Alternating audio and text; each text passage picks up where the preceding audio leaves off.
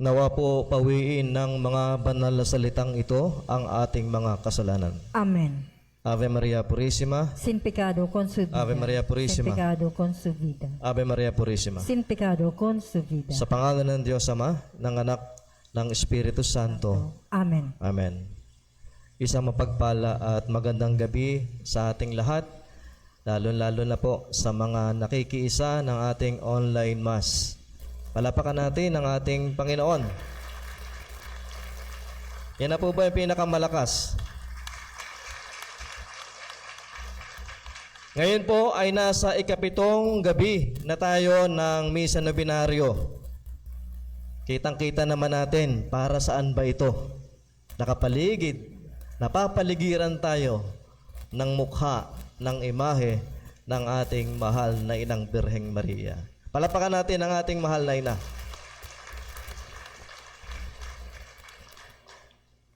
Sa atin pong pangaraw-araw na buhay, tanong lang, ilan po ang porsyento na kayo ay sigurado at ilan porsyento hindi kayo sigurado? Halimbawa, sa iniisip natin, alin ba yung sigurado ako? At alin ba yung parang may duda ako? Amen? Hindi lang po sa bawat iniisip natin, kundi sa ating ginagawa. O maging ang ating nararamdaman. O halimbawa ngayon na nasa ikapito na tayo ng araw, ano nararamdaman ninyo? Masaya ba ako? Sigurado ba akong masaya? O parang lang, parang marikina. Amen?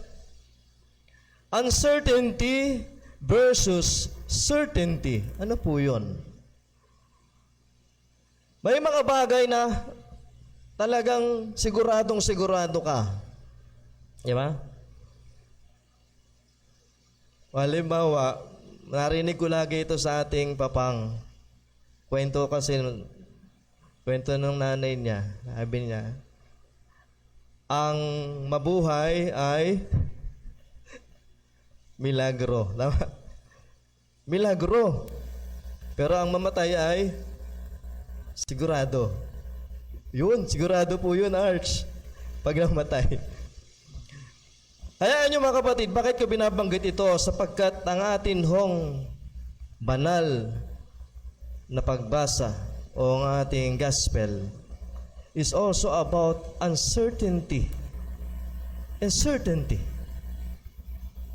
Noong nakalipas na mga araw, mararamdaman natin ang saya-saya ng mga pagbasa.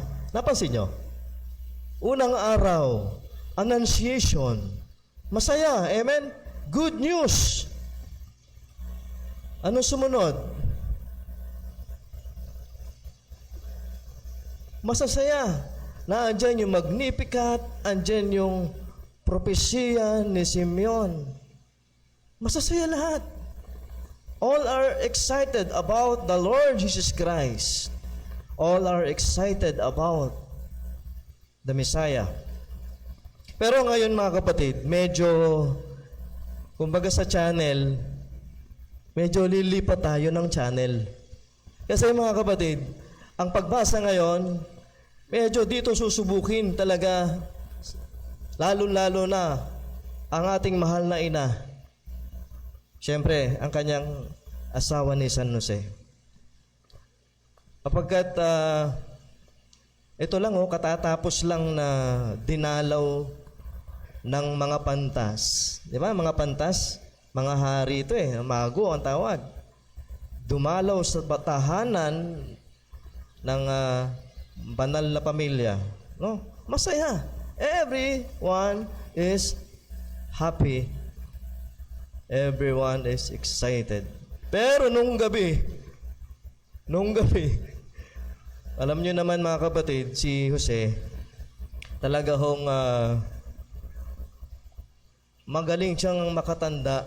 O sabi na sa panaginip, no?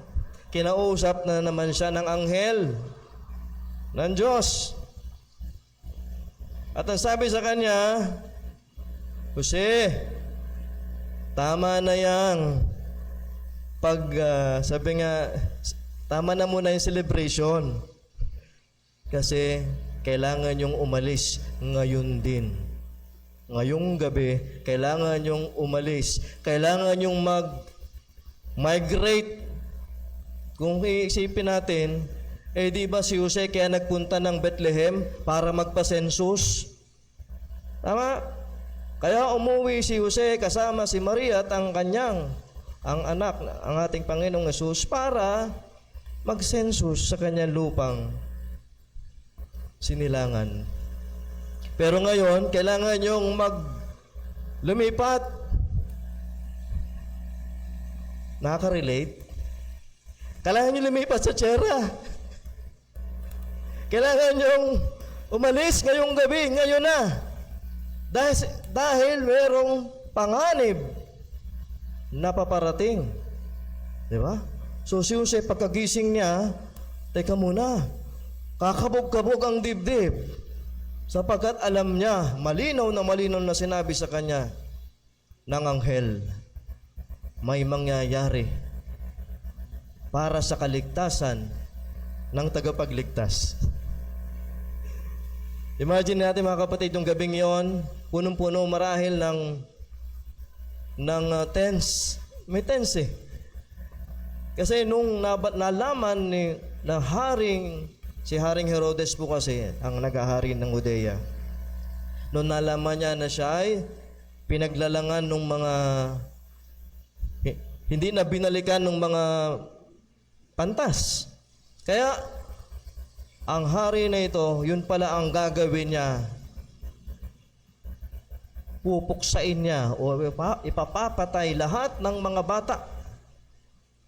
Isipin natin, lahat ng mga bata mula 2 taon pababa, doon sa Bethlehem at sa paligid nito, lahat sila, kahit sino, walang sisinuhin para lang mawala ang hari, ang isinilang na hari.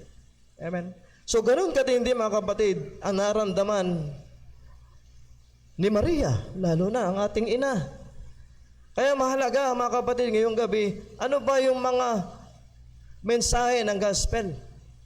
The first message of the gospel is all about faith and obedience. Ano po ba yun? Si Jose, nasa kanyang panaginip, siya agad, anong ginawa niya? Hindi naman siya nagtanong, hindi siya nagduda. Naroon na agad yung kanyang pananampalataya. At siyempre, nung binanggit niya ito sa mahal na ina, same response of our Blessed Mother. Naniwala, nanampalataya sila na totoo ang sinasabi ng anghel na may magaganap. Kaya hindi ho sila nagdalawang isip. Kaya yung faith na ito dapat samahan ang pagsunod. So hindi po pwede, opo, naniniwala po kami sa sinabi ng anghel, pero hindi kami aalis dito ho, sa Bethlehem. Hindi ganun. Pagsunod, anong sinabi ng anghel? Kailangan nyo pumunta ng Ehipto. Sa dinami-dami iba naman ng lugar, bakit sa Egypt? Historically, mga kapatid, kung atin lang babalikan, ang Ehipto ay is a very symbolic place. Kung naaalala ninyo na yan ang pinanggalingan din ng mga Israelita nung sila ay umalis. Tama? Sapagkat sila ay inaalipin doon sa pinadala si Moises. Kaya yung Egypt is a place where kumbaga naandun yung kasaysayan naandun pa na merong nung dumating ang panahon na ang lugar na ito ay dito inalipin ang mga Israelita. At ngayon, dun papupuntahin ang Panginoon, ang mag-anak. So, it's very, sabi nga, it's an irony. Pero itong kalooban ng Diyos. Kaya hindi po sila nagtanong. Agad-agad, ang mahal na Birhen Maria at si Jose, kasama ang Panginoong Yesus, sila agad ay tumungo. Hindi naman po yun mula dito hanggang doon lang sa may SM. Isipin nyo, 150 miles. O sa kilometro, nasa 200 plus yan. To be exact, 240 kilometers. Wala pa naman wala pang jeep, wala pang grab. So, kung naalala ninyo, di ba yung visitation ng Mahalay na, pero yung tense, mga kapatid ibang klase itong journey ng mahal na Birhen kasama ang Panginoong Yesus at si Jose. Kakaiba sa lahat ng paglalakbay sapagkat dito ay punong-puno. Marahil sila ng, alam mo yun, tension. But dahil sa kanilang pananampalataya, dahil sa kanilang pagsunod, may mangyayari pala na kagimbal-gimbal. Ang tawag dito, yung nangyari, the massacre of the innocents. Maraming mga bata noon ang namatay, ang pinatay. Dahil sa kasamaan, pinapakita rito mga kapatid, na ang tao, sabi nga, sa kanyang kasamaan, maging ang tagapagligtas ay kanyang pupuksain. Sa kasamaan na dahil yan din gawa ng kaaway. Kaya mahalaga mga kapatid, yung tinatawag nating pananampalataya at pagsunod upang sa gayon tayo ay mailayo sa kaaway, mailayo sa kapahamakan. O ganun po ba yun? Paano naman? Wala naman kami ng oras na yon. Ano naman gagawin namin ngayon po? Di ba may panawagan din ang Diyos? Ano bang panawagan ng Diyos? O panawagan ng simbahan? Kailangan nyong magbiyahe. Kailangan nyong mag-flight. Flight saan? Sa banal na lupa. Doon kayo magpa-census. Doon kayo magparehistro. Opo, susunod po. Opo, pagtaligod. Teka muna, may benefits ba doon? Teka muna, meron bang ganito, may ganyan? Dito sa amin, maraming benefits. So, nasaan yung pagsunod? Nanampalataya, yes. Oo. Pero sa huli, kaya mga mahalaga itong lesson na ito The seventh day, tandaan natin, faith and obedience is very vital to all of us. Second message, this is the fulfillment of the prophecy. Bakit mga kapatid? Sapagkat sa unang pagbasa, doon ang propesya ni Hoseas na ang sabi ng Panginoon, tatawagin ko ang aking anak mula sa Ehipto. Which is nangyari.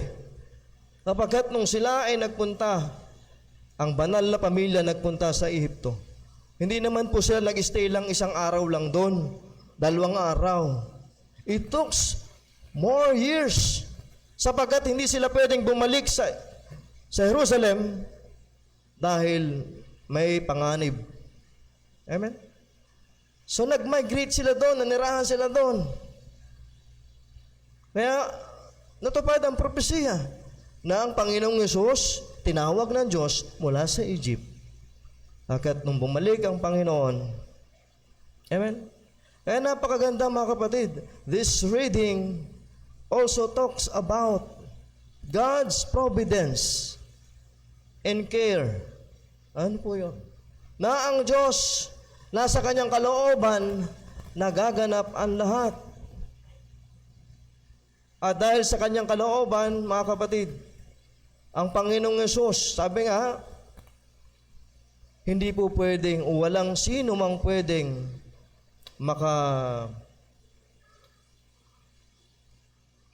makahadlang, makaharang sa kalooban ng Diyos. Magaganap at magaganap ang kanyang kalooban. Kung kaya mga minamahal, anong magiging challenge sa atin? So alam na natin mga kapatid, yes, we are happy, we are joyful. We are glad na tayo nagsasama-sama ngayong gabi. Malapit na ang selebrasyon, ang kulminasyon.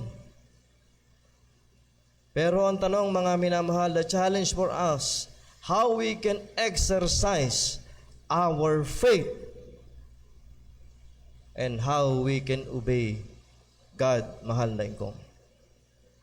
This is another challenge sapagkat nag-aanyaya lagi ang Diyos eh. Ang Diyos, lalo na higit ang mahal na ina, inaanyayahan na lahat ng hinirang dahil sa dami-dami ng mga tao sa mundo. Sabihin na natin, iilan na lamang ang totoong nananampalataya, totoong naniniwala sa magagawa ng mahal na inang Birhen Maria sa mundo. Kaya mga minamahal, kaya ang mahal na Birhen Maria na siyang ating patron, ang patron ng ating inang simbahan, na dapat naroon kung ano ang kanyang ginawa. O anong ginawa niya siya'y nabubuhay kasama ang Panginoong Yesus, ay dapat yan din ang ating tularan.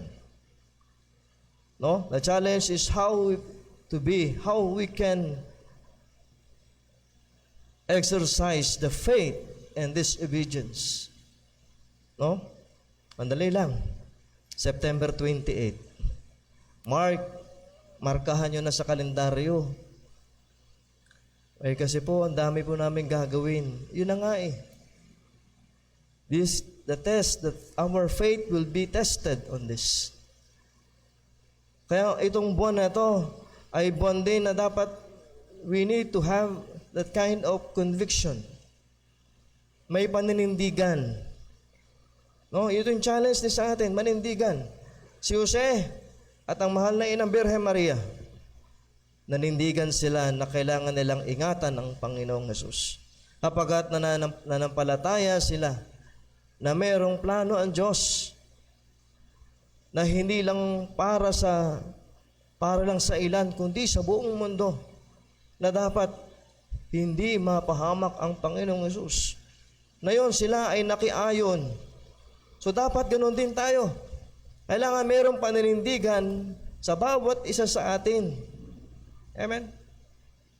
At naway paninindigan na yan, hindi lang isulat. Hindi lamang po i-drawing. Dapat po gawin. Dapat ipakita. And lastly, mga kapatid, kung paano tayo hahayo, lalo na mula sa gabing ito, pag-uwi natin sa tahanan, o maging nasa tahanan kayo ngayon, sa panahon ng mga hindi kasiguruhan, walang kasiguruhan sa buhay. Minsan sa buhay natin kasi, mayroon talagang hindi tayo sigurado. Pero may sinasabi ang Diyos. No? Ang sinasabi ng Diyos, napakalinaw. Kapag sa Kanya tayo lumalapit, kapag sa Kanya tayo nanampalataya, lalo na sa mahal na ingkong, ang mga walang kasiguruhan, magkakaroon ng kasiguruhan. Kung kayo sa tingin nyo, hindi ako sigurado na makakarating, pero dahil alam kong may ingkong, makakarating ako. Hindi ako sigurado na makapagparehistro. Hindi ako sigurado na magagawa ko ito. Pero dahil nga meron kang Diyos, dahil meron kang ingkong, lahat ng yan, lahat ng alalahanin mo ay papawiin ng Diyos. Yun nga lang, kailangan mong makiayon. Kailangan mong makialign sa Diyos at sa kalooban niya. Amen. Ave Maria Purisima. Ave Maria Purisima. Sin pecado concebido. Ave Maria Purisima. Sin pecado Sa concebido. pangalan ng Diyos, Ama, Anak, Espiritu Santo. Amen. Amen. Magsitayo na po ang